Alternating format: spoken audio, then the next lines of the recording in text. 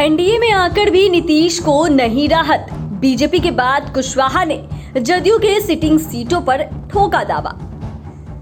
नीतीश कुमार ने भले ही महागठबंधन का दामन छोड़कर बीजेपी के साथ समझौता कर लिया हो, लेकिन उनके लिए परेशानियां खत्म होने का नाम नहीं ले रही है। ऐसा लग रहा है मानो बीजेपी के साथ गठबंधन करके जदयू की मुश्किलें और ज्यादा बढ़ गई है।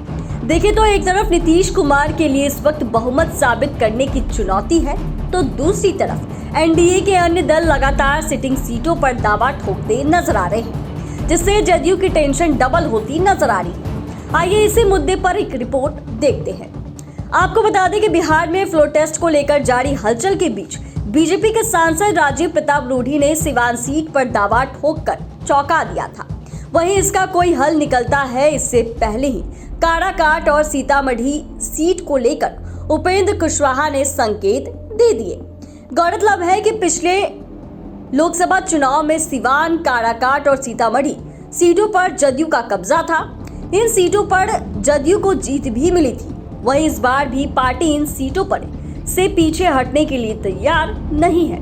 इसके लिए तो जदयू ने महागठबंधन में रहने आरजेडी और कांग्रेस को खुली चुनौती भी दे दी थी, पर अब फिर से पार्टी उसी राह पर आकर खड़ी हो गई है, जहां उपेंद्र कुशवाहा के साथ बीजेपी भी जदयू की राह में बाधा बनती नजर आ रही है। अगर बात उपेंद्र कुशवाहा की करें तो वे जब एनडीए में शामिल हुए थे तो उसी समय से वे काराकाट और सीतामढ़ी में तैयारियों में जुटे नजर आ रहे थे।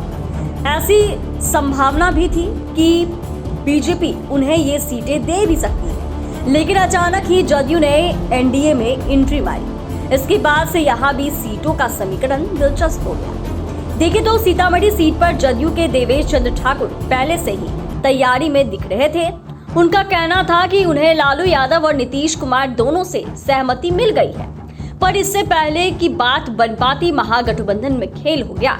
इन सब के बीच उपेंद्र कुशवाहा भी अब शांत बैठने के लिए तैयार नजर नहीं आ रहे। उन्होंने कह दिया कि सीतामढ़ी से मेरा अलग ही लगाव है।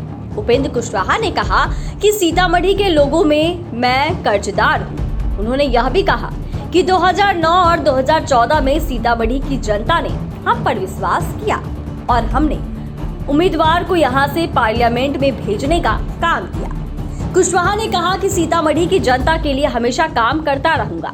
यानी कि कुशवाहा ने यह बता दिया है कि वे इस बार काराकाट या सीतामढ़ी से हाथ आजमाते नजर आ सकते हैं। अब मुश्किल यह है कि जदयू आगे क्या करेगी। देखें तो जदयू ने सिटिंग सीटों के मुद्दे पर महागठबंधन से किनारा कर लिया था। नीतीश कुमार के महागठबंधन को छोड़कर एनडीए में शामिल होने की पीछे की सबसे बड़ी वजह सीट बंटवारे में देरी मानी जा रही है।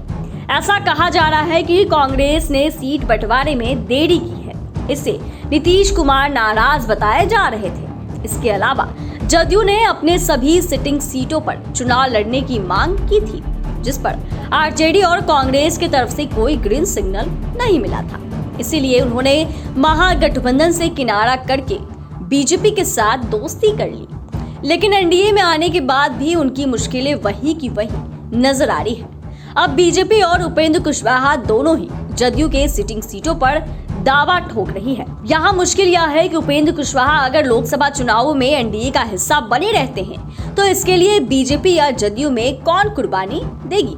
वैसे मौजूदा हालात को देखकर ऐसा लग रहा है कि जिस तरह लोजपा की सिटिंग सीटों को लेकर चिराग और पशुपति पारस आमने सामने दिख रहे हैं, उसी तरह से जदयू की कुछ सिटिंग सीटों के लिए उपेंद्र कुशवाहा और नीतीश कुमार आमने सामने नजर आ रहे हैं। अब देखना यह है कि जदयू को अपनी सभी सिटिंग सीटें मिलती है या नहीं।